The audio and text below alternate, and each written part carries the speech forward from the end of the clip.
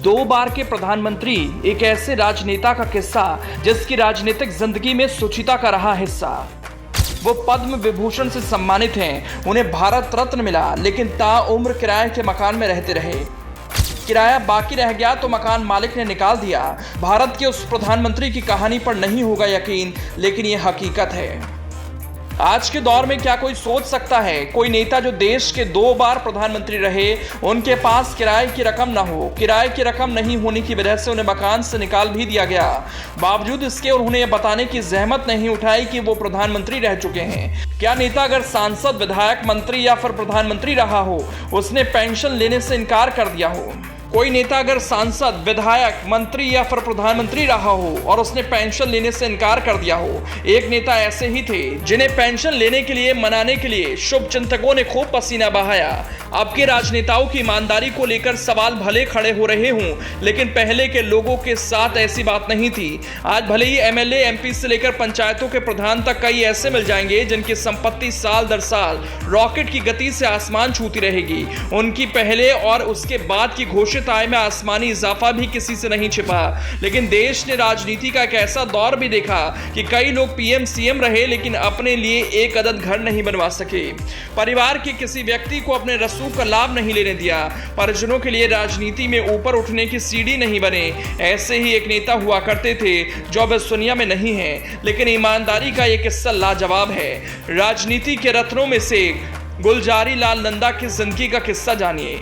4 जुलाई 1898 को सियालकोट में जन्मे गुलजारी लाल नंदा प्रारंभिक शिक्षा सियालकोट और लाहौर में प्राप्त करते हैं। बाद में उच्च शिक्षा के लिए वो इलाहाबाद आ गए। इलाहाबाद से उन्होंने कला संकाय में पोस्ट ग्रेजुएशन की, वहीं से कानून की डिग्री ली।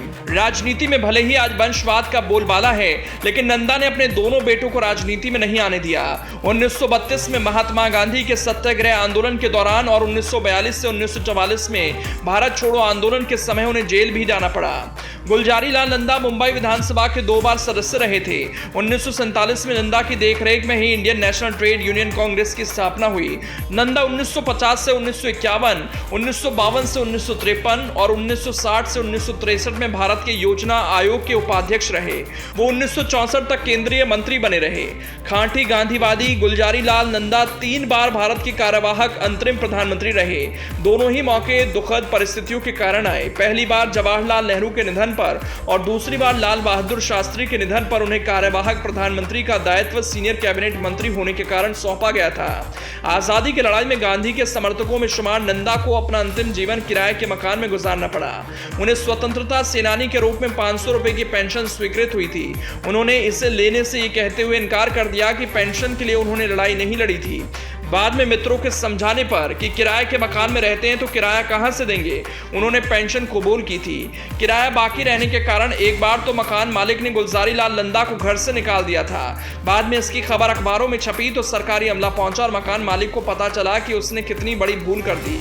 ऐसे राजनेता को राजनीति का रत्न कहना कोई अतिशयोक्ति नहीं होगी, जो पीएम और केंद्रीय मंत्री रहने के बावजूद अपने लिए एक अदद घर नहीं बनवा सके और किराए के मकान में अपनी जिंदगी गुजार दी।